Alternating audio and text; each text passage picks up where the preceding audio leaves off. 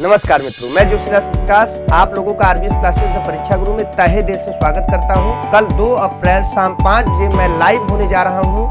कुछ विशेष मैटर को लेकर इसको आप लोग ज्यादा से ज्यादा शेयर करें और कल हिंदू नववर्ष विक्रमी संवत 2079 और नवरात्रि है, तो उसकी भी तहे दिल से हार्दिक शुभकामनाएं। नमस्कार, जय हिंद, जय भारत।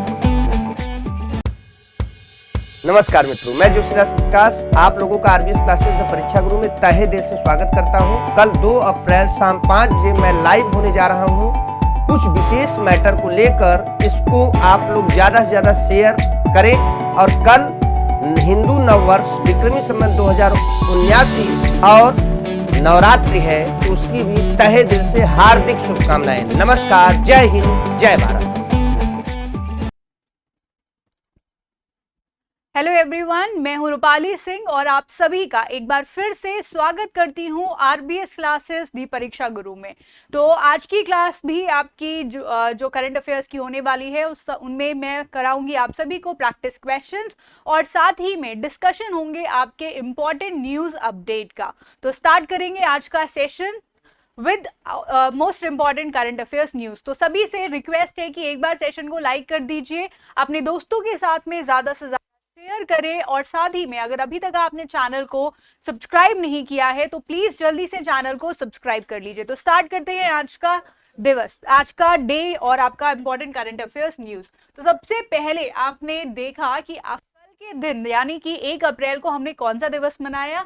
हमने मनाया है अप्रैल फूल डे। ठीक है, कौन सा दिवस मनाया है? अप्रैल फूल डे। क्या कभी आपने सोचा है कि दिवस क्यों मनाया जाता है? ठीक है, 1 अप्रैल को सभी को पता है कि बहुत सारी चीजें होती है, जैसे फाइनेंशियल ईयर की भी शुरुआत होती है, साथ में हमें टैक्स पेमेंट्स करने होते हैं। ठीक है, और भी बहुत सारे, एक वित्तीय वर्ष नया शुरू होता है, तो बहुत सारी चीजें हैं जो 1 अप्रैल को होती है। लेकिन साथ ही में थोड़ा सा अटपटा भी लगेगा सुनने में, क्योंकि इसको इस दिन हम लोगों को मूर्ख बनाने का या मजाक करने का दिवस भी मनाते हैं। तो 1 अप्रैल को मनाया जाता है अप्रैल फूल डे। और क्यों मनाया जाता है, इसके पीछे का कारण क्या है? तो चलिए देखते हैं इसके पीछे का कारण क्या है।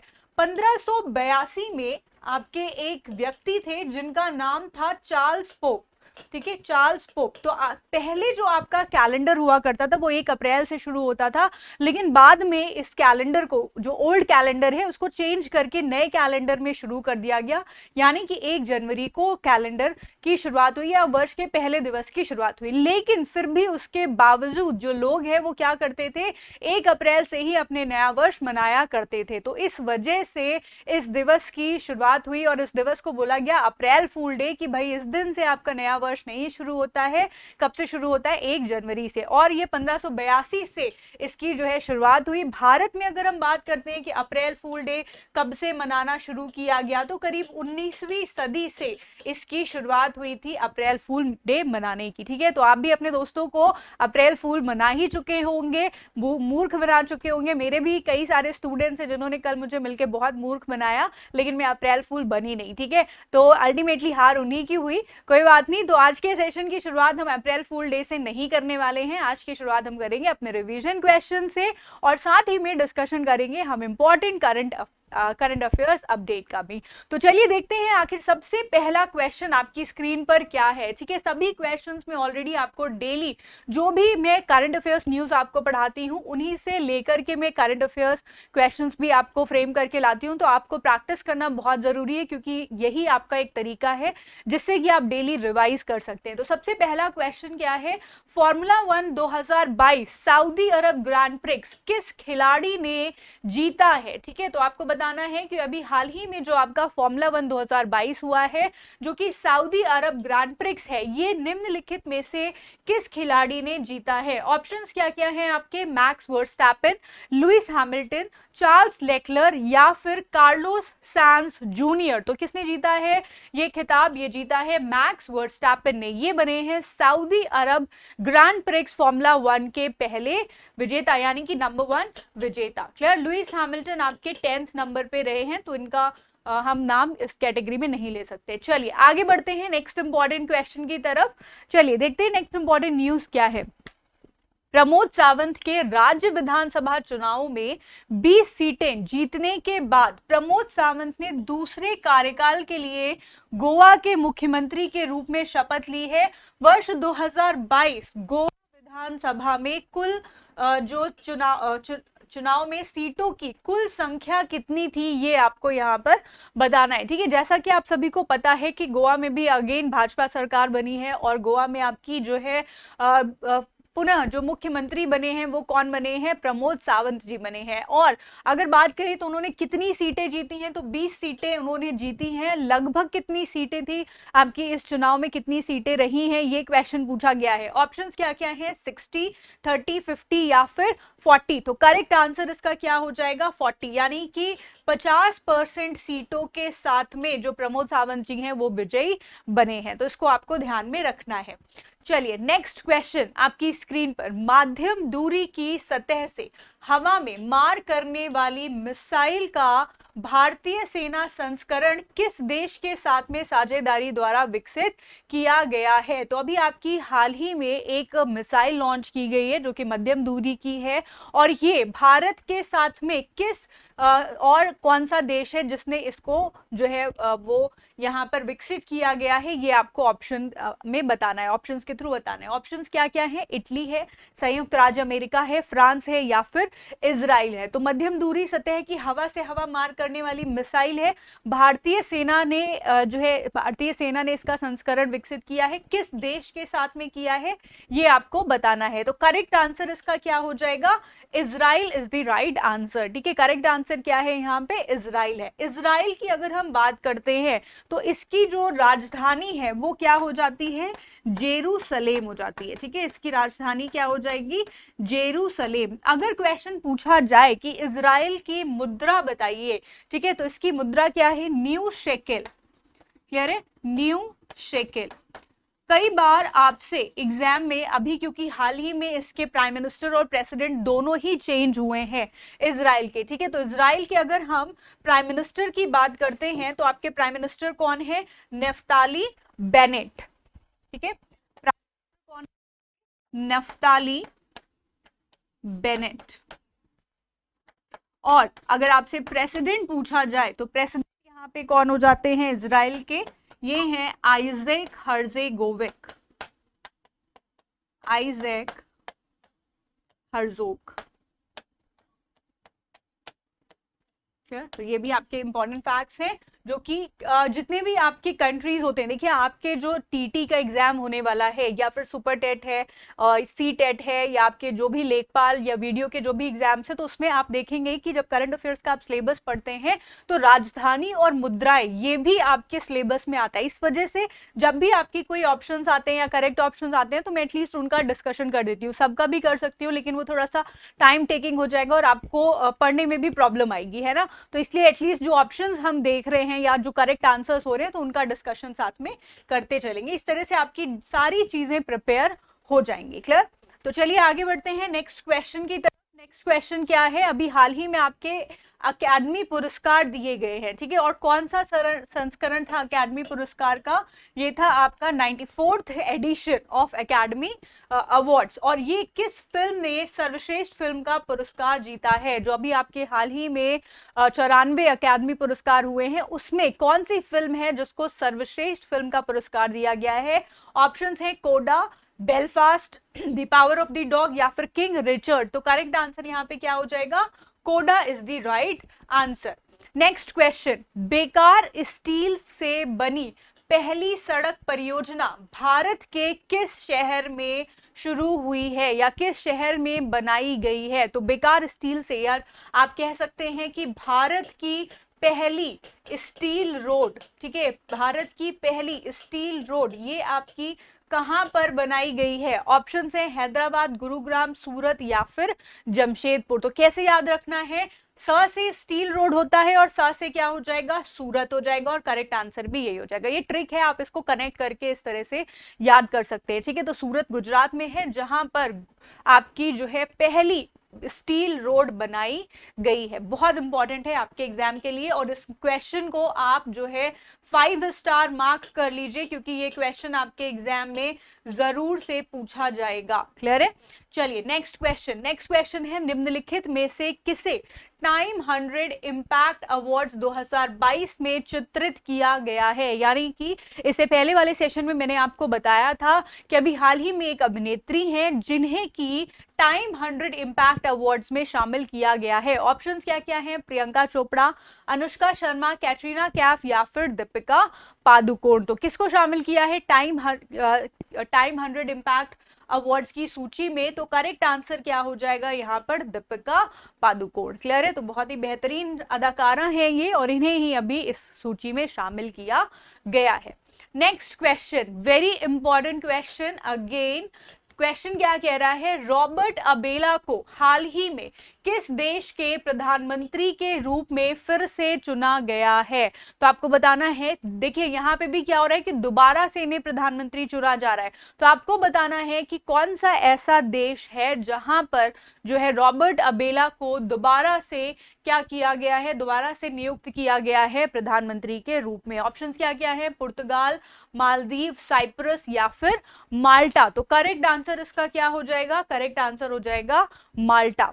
चलिए अब देखिए, इससे पहले इजराइल आया था तो हमने इजराइल की कैपिटल और करेंसी को डिस्कस किया था, वहां पे प्रेसिडेंट या फिर प्राइम मिनिस्टर को डिस्कस किया था। माल्टा आया है तो यहाँ पे भी हम यही करने वाले हैं। तो माल्टा की देश की अगर हम राजधानी की बात करें तो क्या हो जाती है? वालेटा। ठीक है, क्या हो जाएगी? वालेटा यहाँ पे आपकी राजधानी है। मुद्रा की अगर हम बात करेंगे तो माल्टा की मुद्रा आपकी यूरो हो जाती है। ठीक है, क्या हो जाएगी? यूरो। एंड आपने प्राइम मिनिस्टर देखा ही है, कौन बने हैं? रॉबर्ट अबेला अभी नए यहाँ पे प्रधानमंत्री नियुक्त किए गए हैं और दोबारा से बने हैं। ठीक है, नेक्स्ट क्वेश्चन है, बालिकातन 2022 अमेरिकी सेना का किस देश के साथ में सैन्य अभ्यास है? तो ये क्वेश्चन अगेन वेरी इंपॉर्टेंट है।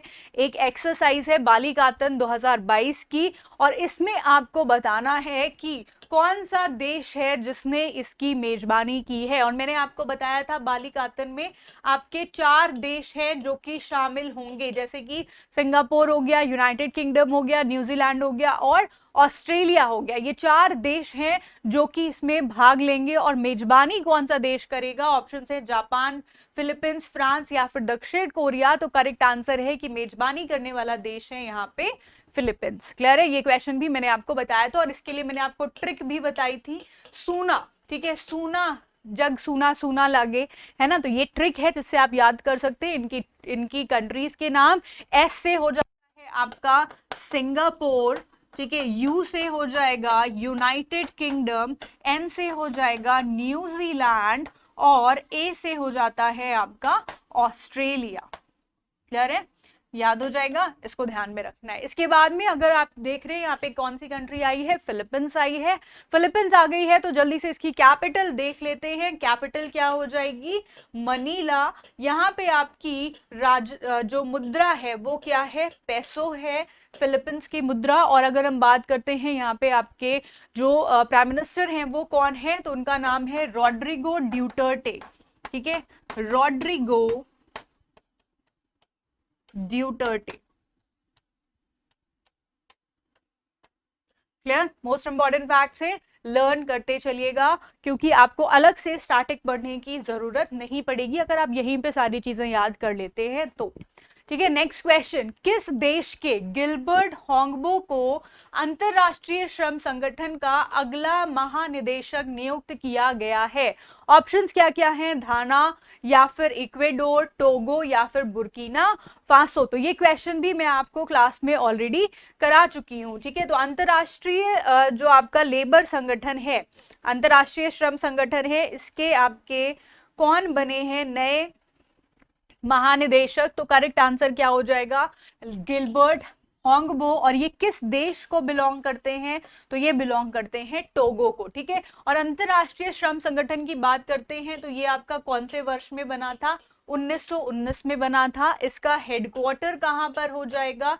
इसका हेडक्वार्टर होता है जेनेवा, स्विट्जरलैंड में। ठीक है, कहां पर है? जेनेवा, स्विट्जरलैंड में इसका हेडक्वार्टर है। और इससे पहले जो इसके आपके कह सकते हैं कि महानिदेशक थे, वो कौन थे? वो थे आपके गाय राइडर, ठीक है, जो अभी आपके अक्टूबर 2022 तक महानिदेशक बने रहेंगे। उसके बाद जो रिप्लेस करेंगे वो कौन हो जाएंगे? गिलबर्ट होंगबो हो जाएंगे, ठीक है, तो याद रखिएगा। चलिए आगे बढ़ते हैं नेक्स्ट क्वेश्चन की तरफ। ब्रॉडकास्ट ऑडियंस काउंसिल इंडिया यानी कि बीबीसी के नए अध्यक्ष के रूप में किसे नियुक्त किया गया है? ऑप्शंस क्या क्या हैं?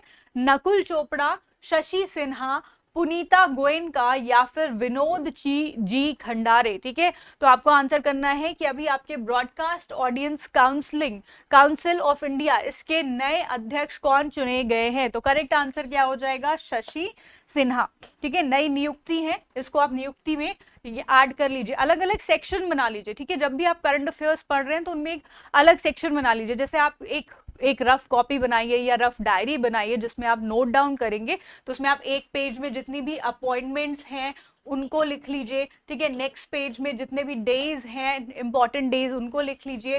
फिर उसके बाद में जो भी आपके स्पोर्ट्स न्यूज़ हैं उनको कर लीजिए, उसमें आप ऐड करते जाइए। तो इससे चीज़ें आपकी रैंकिंग या इंडेक्स हो गया, तो इससे जब आप इस तरह से आप पढ़ाई करते हैं तो माइंड में बहुत सारी चीज़ें एकदम क्लैरिटी के साथ में रहती हैं। साथ में आप चीज़ों को कंपेयर कर सकते हैं, कंफ्यूज नहीं होंगे कि भाई इस वाली रिपोर्ट में इंडिया की क्या रैंक थी, इस वाली में क्या रैंक थी, क्योंकि आपके पास सारी चीज़ें एक साथ लिखी हुई हैं, ठीक है। तो इस तरह से जब आप अपने पढ़ाई को देखो, कोई भी सिलेक्शन अगर आपको लेना है तो हार्डवर्क के साथ साथ में थोड़ा सा स्मार्ट वर्क भी करना पड़ेगा। अगर आप स्मार्ट वर्क नहीं कर रहे हैं तो आप काफी लोगों से पीछे होते जा रहे हैं, ठीक है। तो स्मार्ट वर्क करना स्टार्ट कर दीजिए। चलिए, किस अभिनेता ने 94वें ऑस्कर पुरस्कार 2022 में best actor in a leading role का पुरस्कार जीता है? ऑप्शंस क्या क्या हैं? बेनेडिक्ट, सच्चा बैरन कोहेन, एंड्रयू गारफील्ड या फिर विल स्मिथ। तो आपको आंसर करना है कि 94वें ऑस्कर पुरस्कार best actor in leading role किसने जीता है ये अवार्ड? तो ये जीता है विल स्मिथ ने। तो ऑस्कर अवार्ड्स बहुत इंपॉर्टेंट है, एकेडमी अवार्ड्स इंपॉर्टेंट है बहुत सारे, तो इनको आप याद रखिएगा, ठीक है। जैसे आपने बेस्ट मूवी देखी तो बेस्ट फिल्म कौन सी हो गई? कोडा हो गई। बेस्ट एक्टर आपने देखा, कौन हो गए? विल स्मिथ हो गए। नेक्स्ट क्वेश्चन आपका आता है best actress in a leading role, ठीक है। तो किस अभिनेत्री ने 94वें ऑस्कर पुरस्कार 2022 में best actress in a leading role का पुरस्कार जीता है? ऑप्शंस कौन कौन से हैं? पेनलोप क्रूज है, जेसिका है, स्कारलेट जोहानसन है या फिर क्रिस्टन स्टीवर्ट है? तो करेक्ट आंसर क्या हो जाएगा इसका? जेसिका। क्लियर? तो इसको आप याद कर लीजिए, इंपॉर्टेंट क्वेश्चंस हैं, रिवाइज कर लीजिए, प्रैक्टिस कर लीजिए। अब हम आगे बढ़ेंगे अपने डेली इंपॉर्टेंट अपडेट्स की तरफ, ठीक है। तो सबसे पहले आज आपकी इंपॉर्टेंट न्यूज क्या है? अभी हाल ही में एक आपका प्रधानमंत्रियों का संग्रहालय बना है, ठीक है, और ये कहाँ पर बना है ये आपको ध्यान में रखना है। अब अगर प्रधानमंत्रियों का संग्रहालय बन गया है तो कौन कौन से अभी तक प्रधानमंत्री हैं, कब से कब तक रहे, ये इंपॉर्टेंट डेटा रहेगा, क्योंकि करंट अफेयर्स से लिंक करके हमेशा आपके जीएस के क्वेश्चन भी आते हैं। तो अगर ये क्वेश्चन आपसे पूछा जा रहा है या ये क्वेश्चन आया है कि अभी प्रधानमंत्रियों का संग्रहालय बने जिनमें कि आप सभी प्रधानमंत्रियों के बारे में पढ़ सकते हैं, तो सभी प्रधानमंत्रियों के बारे में आपको पता भी होना चाहिए, ठीक है। तो अगर हम बात करते हैं, यहां जान सकेंगे आजाद भारत के प्रधानमंत्रियों की पूरी कहानी, और ये आपका नेहरू निवास है, यानी कि जवाहरलाल नेहरू जी का घर था जिसे कि इस संग्रहालय में अब बनाया गया है। तो भारत के सभी पूर्व प्रधानमंत्रियों के संग्रहालय का शीघ्र ही उद्घाटन होगा 14 अप्रैल वर्ष 2022 में। तो सभी पूर्व प्रधानमंत्रियों का एक संग्रहालय, प्रधानमंत्री संग्रहालय दिल्ली में 3 मूर्ति स्टेट में बनाया गया है। 270 करोड़ रुपए की लागत की परियोजना का उद्घाटन 14 अप्रैल 2022 को 3 मूर्ति भवन परिसर में किया जाएगा, जो कि पूर्व पीएम जवाहरलाल नेहरू का आवास था। क्लियर? इसके अलावा संग्रहालय जवाहरलाल पर संग्रह और कार्यों को छोड़कर भारत के सभी 14 प्रधानमंत्रियों के जीवन, समय और योगदान को प्रदर्शित करेगा, जिनके पास एक अलग नेहरू स्मारक संग्रहालय है जो उनका निवास भी था। और इस जो परियोजना है इसको मंजूरी कौन से में दी गई थी, इसको मंजूरी दी गई थी वर्ष 2018 में, और 2018 से लेकर के 2022 तक में ये पूरा जो संग्रहालय है ये बनके तैयार हो गया है, और अब ये आपका 14 अप्रैल को इसका उद्घाटन किया जाएगा। तो अगर आपसे एग्जाम में क्वेश्चन पूछा जाता है कि प्रधानमंत्रियों का संग्रहालय कहां पर स्थित है, तो आपको ध्यान रखना है कि ये कहां पर स्थित है, तीन मूर्ति स्टेट दिल्ली में, ठीक है। और ये किसका निवास था, जवाहरलाल नेहरू जी का ये निवास हुआ करता था, ठीक है, आवास हुआ करता था। चलिए अब अगर बात करते हैं, अगर आपसे क्वेश्चन पूछा जा रहा है कि प्रधानमंत्रियों का संग्रहालय बना है, तो आपसे ये भी क्वेश्चन पूछा जाएगा कि आजादी के बाद से, यानी कि आजादी से लेकर के अब तक आपके कुल कितने प्रधानमंत्री नियुक्त किए गए हैं। तो 14 प्रधानमंत्री हैं जो कि आपके नियुक्त किए गए हैं। उनमें से 4 ऐसे प्रधानमंत्री हैं जिनका की जो कार्यकाल है वो रिपीट हुआ है, यानी कि वो 2 बार मुख्यमंत्री बने हैं, ठीक है। तो कौन कौन से हैं, उन सभी के बारे में आज हम डिस्कशन करेंगे, और ये सभी कुछ आपके एग्जाम के लिए बहुत इंपॉर्टेंट है। तो क्लास को प्लीज जो है एंड तक देखिए, साथ ही में चैनल को आप सब्सक्राइब कर ले ताकि आपको और भी अपडेट्स मिल सकें। वीडियो को जरूर से लाइक करिए और साथ ही में अपने दोस्तों के साथ में शेयर भी करें, ठीक है। तो सबसे पहले आप देख सकते हैं कि हमारे जो आजाद भारत के पहले प्रधानमंत्री थे वो कौन बने थे, जवाहरलाल नेहरू जी, और ये 15 अगस्त 1947 से लेकर के 27 मई 1964 तक जो है ये मुख्यमंत्री बने, प्रधानमंत्री बने रहे, ठीक है। फिर उसके बाद में जो आपके सेकेंड नंबर के प्रधानमंत्री थे वो कौन थे, गुलजारी लाल नंदा जी, 27 मई से लेकर के 9 जून 1964 तक, क्लियर। फिर उसके बाद में ये बहुत ही शॉर्ट जो है टाइम तक के लिए थे, ठीक है, लगभग कुछ दिनों तक के लिए ही ये प्रधानमंत्री बने रहे। थर्ड नंबर पे आपके जो प्रधानमंत्री आए वो कौन थे, लाल बहादुर शास्त्री, 9 जून 1964 से लेकर के 11 जनवरी 1966 तक ये आपके प्रधानमंत्री बने थे, ठीक है। फोर्थ नंबर पे आपके अगेन गुलजारी लाल नंदा जी आ जाते हैं। देखिए यहाँ पे ये क्या हो रहे हैं, रिपीट हो रहे हैं, ठीक है, क्या हो गए, रिपीट हो गए। तो गुलजारी लाल नंदा जी पुनः जो है प्रधानमंत्री बने जनवरी 11 से लेकर के जनवरी 24 1966 तक। फिर से इनका कार्यकाल बहुत ही कम दिनों तक रहा, ठीक है। 5वें नंबर पे आपकी आती हैं इंदिरा गांधी जी, ठीक है। अब क्योंकि ये आपके रिपीट हो गए हैं तो आप कह सकते हैं कि अगर बात करें, वैसे तो ये 4th नंबर की होगी क्योंकि गुलजारी लाल नंदा जी ये दोबारा से रिपीट हुए थे, ठीक है। तो इंदिरा गांधी जी जो है वो 24 जनवरी 1966 से लेकर के 24 मार्च 1977 तक प्रधानमंत्री रही।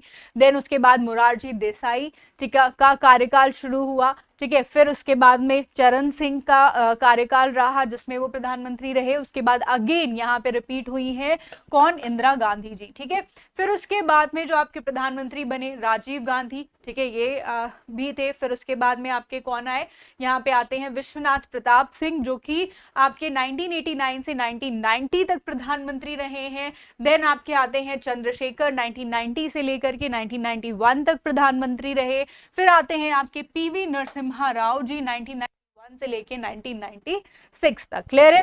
फिर आते हैं अटल बिहारी वाजपेयी जी, ठीक है, इनका कार्यकाल भी क्या रहा था, रिपीट रहा था, ठीक है। ये आपके तीसरे ऐसे प्रधानमंत्री हैं जो जिनका कार्यकाल जो है, जिन्होंने 2 बार प्रधानमंत्री बने हैं। तो अटल बिहारी वाजपेयी पहले तो आपके मई 16 से जून 1 1996 तक रहे, और फिर उसके बाद में जो है वो आपके HD देवगौड़ा जी बने। Then Inder Kumar Gujral, and after that again Atal Bihari Vajpayee ji वर्ष 1998 से लेके 2004 तक जो है प्रधानमंत्री रहे। एंड देन उसके बाद में मनमोहन सिंह, सभी जानते हैं, 2004 से लेके 2014 तक ये मुख्य जो आपके प्रधानमंत्री बने रहे। और अब 2014 से लेकर के वर्ष 2022 तक हमारे माननीय प्रधानमंत्री नरेंद्र मोदी जी का कार्यकाल चल रहा है। तो कुल अगर हम बात करें रिपीटेशन को लेकर के तो 14 जो है प्रधानमंत्री अभी तक हमारे देश में रहे हैं। और किनका कार्यकाल जो है वो रिपीट हुआ है, तो 4 ऐसे प्रधानमंत्री हैं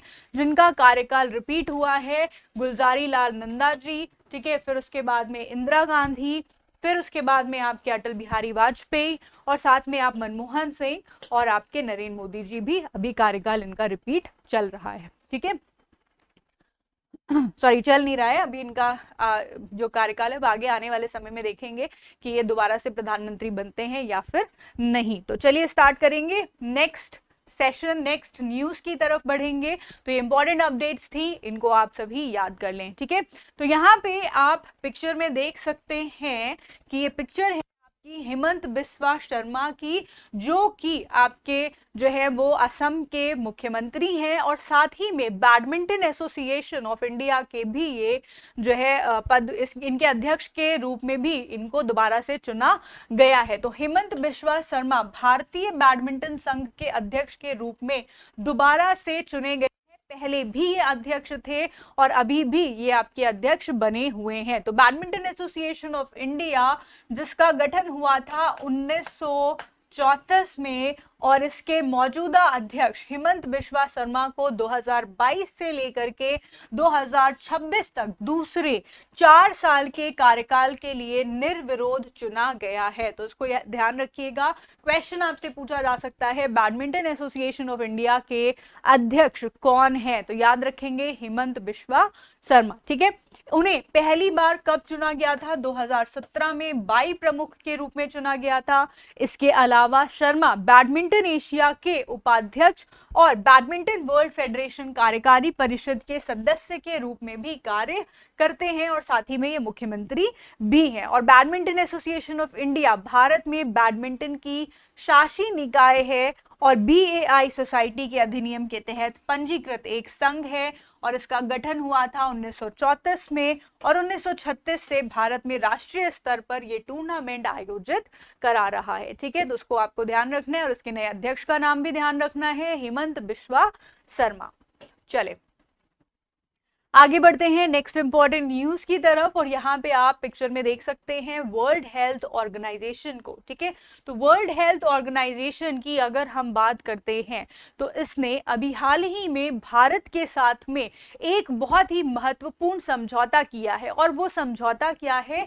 वो समझौता है पारंपरिक चिकित्सा को लेकर के, ठीक है। पारंपरिक चिकित्सा यानी कि ट्रेडिशनल मेडिसिन को लेकर के ये समझौता हुआ है और इसके साथ में भारत में ही ये आपका एक पारंपरिक चिकित्सा को लेकर के एक केंद्र स्थापित किया गया है और ये कहां पर है? जामनगर, गुजरात में है, ठीक है। तो इसको आपको ध्यान में रखना है। तो भारत और WHO ने जामनगर में एक वैश्विक पारंपरिक चिकित्सा केंद्र स्थापित करने पर सहमत हुए हैं। विश्व स्वास्थ्य संगठन WHO और भारत सरकार ने गुजरात में पारंपरिक चिकित्सा के लिए वैश्विक केंद्र बनाने के लिए एक समझौते ज्ञापन पर हस्ताक्षर किए। WHO के एक बयान के अनुसार जामनगर, गुजरात भारत में पारंपरिक चिकित्सा के लिए नई WHO वैश्विक केंद्र का उद्घाटन 21 अप्रैल 2022 को जाएगा। तो सभी का जो समझौता है वो हो चुका है और इसका उद्घाटन कब होगा? 21 अप्रैल को होगा। 14 अप्रैल को अगर उद्घाटन की बात करते हैं तो किसका उद्घाटन होगा? प्रधानमंत्री संग्रहालय का उद्घाटन होगा, ठीक है। अब देखिए यहाँ पर आया है आपका विश्व स्वास्थ्य संगठन। तो जब हम विश्व स्वास्थ्य संगठन की बात करते हैं, ठीक है, WHO की जब हम यहाँ पे बात कर रहे हैं तो इसका जो गठन हुआ था वो कब हुआ था? 7 अप्रैल को हुआ था 1948 में, ठीक है, 1948 में। और इसी वजह से हम 7 अप्रैल को हर वर्ष विश्व स्वास्थ्य दिवस के रूप में भी मनाते हैं, ठीक है। क्या मनाते हैं? विश्व स्वास्थ्य दिवस, क्लियर। इसके अलावा आपसे क्वेश्चन पूछा जा सकता है कि इसका हेडक्वार्टर कहां पर है, तो ध्यान रखेंगे जेनेवा, स्विट्जरलैंड में, ठीक है, जेनेवा, स्विट्जरलैंड में। और डायरेक्टर जनरल अगर क्वेश्चन पूछा जाए कि वर्ल्ड हेल्थ ऑर्गेनाइजेशन के डायरेक्टर जनरल कौन है, तो इनका नाम क्या है? Tedros अधानम, Tedros अधानम, clear. तो ये फैक्ट्स हैं जिनको कि आपको याद रखना है। जामनगर में पारंपरिक चिकित्सा को लेकर के वर्ल्ड हेल्थ ऑर्गेनाइजेशन और भारत के बीच में समझौता हुआ है और इसका केंद्र कहां पर स्थापित किया जाएगा? जामनगर में, क्लियर। चलिए नेक्स्ट क्वेश्चन देखते हैं, नेक्स्ट न्यूज देखते हैं, ठीक है। यहाँ पे आप नेक्स्ट न्यूज देख सकते हैं कि यहाँ पे कुछ अवार्ड्स दिए जा रहे हैं हमारे राष्ट्रपति रामनाथ कोविंद जी के द्वारा। और ये कौन से अवार्ड्स हैं, कौन से पुरस्कार हैं? तो ये हैं आपके जल पुरस्कार, ठीक है। कौन सा आपका ऐसा राज्य है जिसने जल पुरस्कार में जो है वो पहली श्रेणी हासिल की है राष्ट्रीय जल पुरस्कार? तो राष्ट्रपति कोविंद ने प्रदान किए हैं राष्ट्रीय जल पुरस्कार 2022। और इसमें टॉप किसने किया है? तो इसमें टॉप करने वाली जो राज्य है वो है हमारा प्यारा उत्तर प्रदेश। तो भारत के राष्ट्रपति रामनाथ कोविंद ने नई दिल्ली में तीसरा राष्ट्रीय जल पुरस्कार प्रदान किया है। राष्ट्रीय जल पुरस्कार जल संसाधन प्रबंधन के क्षेत्र में अनुकरणीय कार्य के लिए दिया जाता है। और इसका जो आपका पहला राष्ट्रीय जल पुरस्कार था वो कौन से वर्ष में स्टार्ट किया गया था या कौन से वर्ष में शुरू हुआ था? ये हुआ था वर्ष 2018 में। तो जल शक्ति मंत्रालय द्वारा 2018 में पहला राष्ट्रीय जल पुरस्कार शुरू किया गया था। 2022 के लिए कुल कितने अवार्ड्स दिए गए हैं? तो ये आपके 57 राष्ट्रीय जल पुरस्कार हैं जो कि 11 विभिन्न श्रेणियों में राज्यों, संगठनों और अन्य को प्रदान किए गए हैं। उत्तर प्रदेश को प्रथम पुरस्कार से सम्मानित किया गया, उसके बाद में सेकंड नंबर पे राजस्थान और थर्ड नंबर पे कौन सा राज्य आया? तमिलनाडु आया। क्लियर है? तो इसको आपको ध्यान में रखना है। चलिए नेक्स्ट इंपॉर्टेंट न्यूज। चलिए ये आप पिक्चर देख सकते हैं और आई थिंक कि इस चेहरे को हर कोई पहचानता होगा क्योंकि हर रोज आप जो है फेसबुक देखते ही देखते हैं और फेसबुक चलाते हैं। ठीक है, तो फेसबुक चलाना जिस तरह से एक बहुत इंपॉर्टेंट अंग है, तो इसी तरह से इस चेहरे को अगर आप पहचाने तो यहाँ पे आप पिक्चर में देख सकते हैं कि ये पिक्चर है मार्क जुकरबर्ग की। ठीक है, किसकी? मार्क जुकरबर्ग की। अब इनको क्या हो गया? ऐसा क्या हो गया कि ये जो है आप नाम यहाँ पे इनके फोटो दिखा रही है ना, तो मार्क जुकरबर्ग दुनिया के सबसे अमीर आदमी बन चुके हैं। सबसे अमीर जो अभी लिस्ट आई है हुरून्स की लिस्ट, बिलियनियर्स की, तो उसके अकॉर्डिंग मार्क जुकरबर्ग के पास सबसे ज्यादा जो है वो संपत्ति है। तो देखते हैं हुरून ग्लोबल अंडर स्वनिर्मित अरबपति 2022 में जो लिस्ट आई है उसमें भारत का स्थान क्या है? भारत का स्थान है चौथा। ठीक है, यानी कि जो अगर हम बात करें कि ऐसा कौन सा देश है जिसमें सबसे ज्यादा बिलियनियर्स पाए जाते हैं, है ना, तो सबसे ज्यादा आपके जो बिलियनियर्स हैं वो कहाँ पर है? वो है आपके संयुक्त राज्य अमेरिका में। ठीक है, सेकेंड नंबर पे आपका चीन आता है, फिर उसके बाद में अदर देश है जैसे कि यूनाइटेड किंगडम, फिर भारत, फिर उसके बाद में स्वीडन। लेकिन अगर भारत की रैंक पूछेगा तो क्या बताना है आपको? चौथी रैंक। चलिए देखते हैं। हुरून रिसर्च इंस्टीट्यूट ने हुरून ग्लोबल 40 और अंडर सेल्फ मेड बिलियनियर्स 2022 की लिस्ट को जारी किया है, जो 40 साल और उससे कम उम्र के दुनिया में अमेरिकी डॉलर के संदर्भ में स्वनिर्मित अरबपतियों को रैंक करता है। इसी के साथ में 37 स्वनिर्मित अरबपतियों के साथ में जो संयुक्त राज्य अमेरिका है इस सूची में सबसे आगे रहा है। यानी कि अगर अरबपतियों की बात करें तो यूनाइटेड स्टेट्स ऑफ अमेरिका में सबसे ज्यादा अरबपति हैं। सेकेंड नंबर पे आपका चीन आता है जिसमें अरबपतियों के साथ दूसरे स्थान पर है। इसके बाद में अगर हम शीर्ष 5 की बात करें तो क्रमशः कौन सा हो जाएगा? यूनाइटेड किंगडम, फिर थर्ड नंबर पे, फोर्थ नंबर पे भारत और पांचवें नंबर पे कौन सा देश है? ये हो जाता है स्वीडन। क्लियर है? तो याद रखेंगे इसको। मेटा के सीईओ मार्क जुकरबर्ग 40 साल से कम उम्र के दुनिया के सबसे अमीर स्वनिर्मित अरबपति हैं और इनकी कुल संपत्ति जो है वो कितनी है? 76 बिलियन डॉलर। और उनके बाद जो आते हैं वो बाइट डांस के सीईओ झांग यिमिंग हैं जो कि सेकंड नंबर पे है। थर्ड नंबर पे FTX के सीईओ सैम बैंकमैन फ्राइड है। एंड देन उसके बाद में एयरबीएनबी के सीईओ ब्रांड चेस्की और फेसबुक के सह संस्थापक डस्टिन मॉस्कोविज हैं। क्लियर है? तो अगर हम बात करते हैं कि दुनिया के सबसे अमीर इंसान जो कि अंडर 40 की एज में है वो कौन हो जाएंगे? Mark Zuckerberg. क्लियर है? और इंडिया का स्थान क्या होगा? भारत का स्थान यहाँ पर क्या हो जाएगा? याद रखिएगा, चौथा स्थान रहेगा। क्लियर है? चलिए आगे बढ़ते हैं नेक्स्ट इंपॉर्टेंट न्यूज की तरफ। यहाँ पे आप देख सकते हैं कि अंडर 18 विमेन्स चैंपियनशिप हुई है जिसमें कि भारत क्या बना है? चैंपियन बना है। चलिए देखते हैं इससे रिलेटेड इंपॉर्टेंट न्यूज क्या कहती है। तो भारतीय महिला टीम द्वारा जीता गया है सैफ अंडर 18 महिला चैंपियनशिप खिताब वर्ष 2022 का। ठीक है, तो सैफ अंडर 18 का जो आपकी चैंपियनशिप हुई है उसमें भारत की महिलाओं ने अपना नाम रोशन किया है। तो भारत को सैफ अंडर 18 महिला फुटबॉल चैंपियनशिप के तीसरे संस्करण का विजेता घोषित किया गया है। महिलाओं की अंडर 18 राष्ट्रीय टीमों के लिए अंतरराष्ट्रीय फुटबॉल प्रतियोगिता का 2022 संस्करण झारखंड में JRD Tata sports complex Jamshedpur में आयोजित किया गया था। और इस टूर्नामेंट की अगर हम वैल्यूएबल प्लेयर और हाईएस्ट गोल स्कोरर की बात करेंगे तो ये कौन बनी है? लिंडा कॉम। ठीक है, लिंडा कॉम जिन्होंने कुल 5 गोल किए हैं। ठीक है, तो इंडिया का जो यहाँ पे अगर भारतीय महिला टीम की बात करेंगे तो कौन यहाँ पे आपका जो है चैंपियनशिप में जीता है भारतीय महिला टीम में? ठीक है, इंडिया ने। और ये जो 2022 का संस्करण है ये कहाँ पे आयोजित किया गया था? ये आयोजित किया गया था झारखंड में। क्लियर है?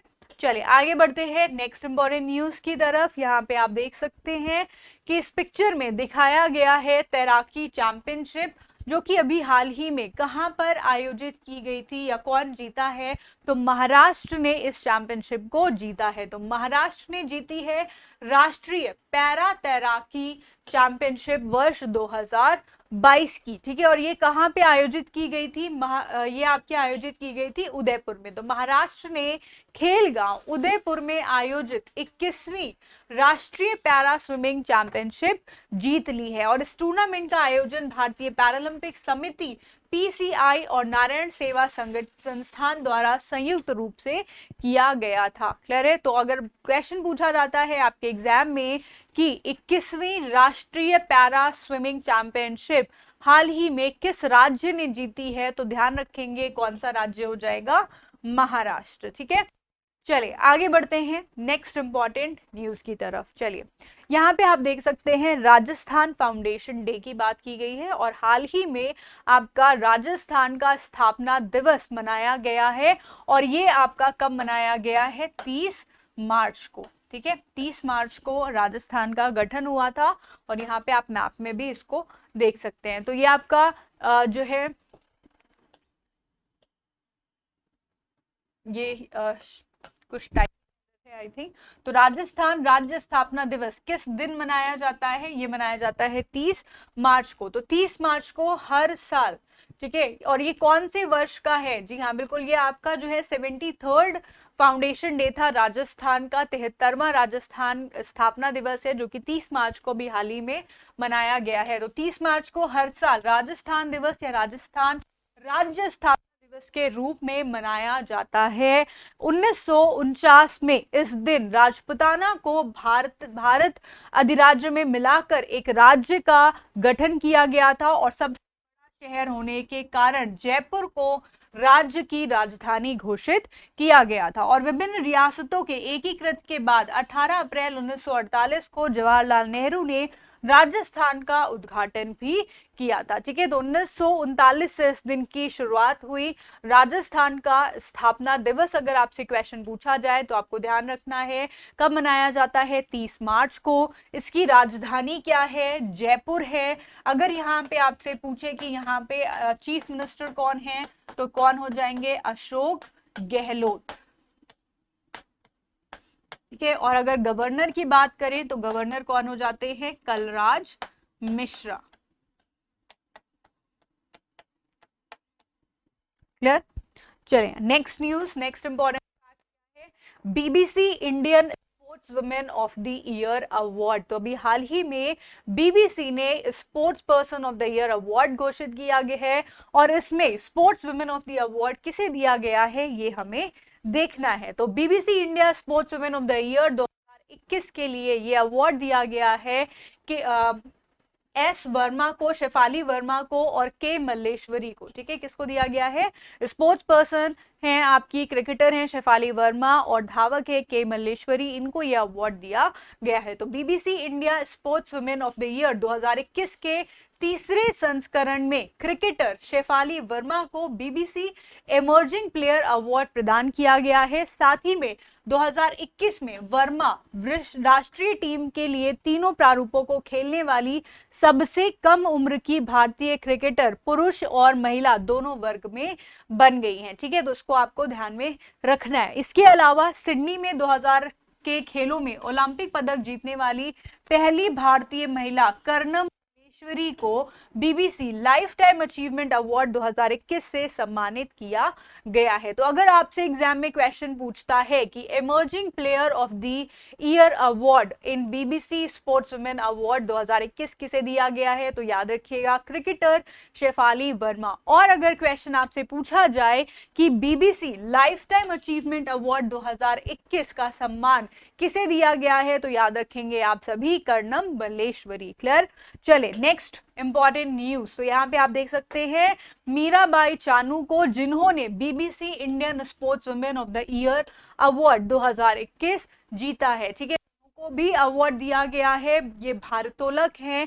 ठीक है, भारोत्तोलक मीराबाई चानू ने 29 मार्च 2022 को BBC Indian sports women of the year 2021 का पुरस्कार जीता है।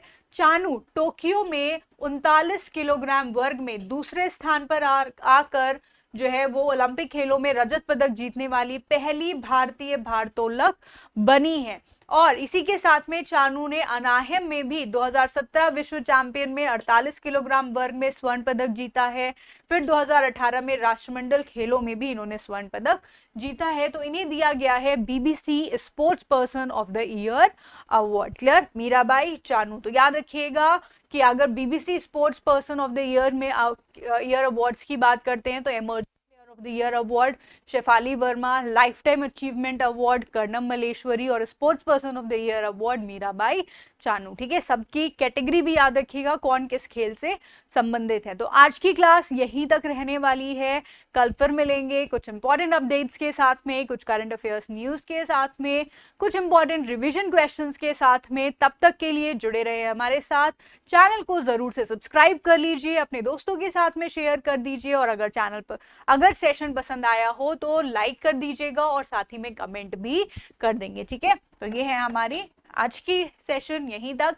Thank you so much, have a nice day and take care.